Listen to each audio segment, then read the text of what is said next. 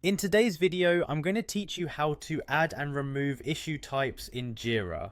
Whether you are managing a small project or a large-scale operation, understanding how to customize your issue types can greatly enhance your project management experience.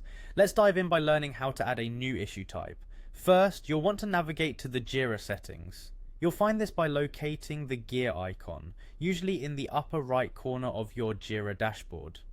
Once you've clicked on it, scroll through and select the Issues option. This is where all your issue configurations are managed. Once you're in the issue settings, you'll see an option labeled Add Issue Type. Click on it, and a new window will appear that allows you to enter specific details about your new issue type. Begin by naming your new issue type. This could be something like new case, or new execution, depending on your needs. The name should be descriptive enough to quickly communicate the purpose of this issue type to your team. Optionally, if you want to provide more context, you can add a description. The description can help clarify the purpose and usage of this issue type for your team, ensuring that everyone understands when and how to use it. Next, you will need to define the type of issue you're creating. Typically, you'll have two options here, standard or subtask.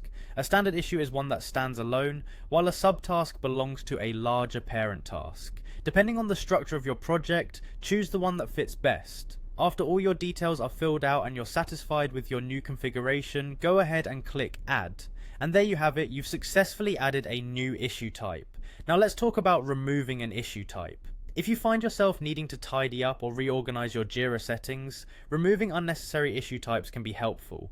Start by going back to the settings menu, then navigate to issues and finally select issue types. Once there, you'll see a list of all the issue types you currently have. Browse through this list and identify the issue type you wish to remove. After spotting it, look to the right. There will be a column with 3 dots, commonly known as the More Options menu. Click on those dots and you'll see the option to delete.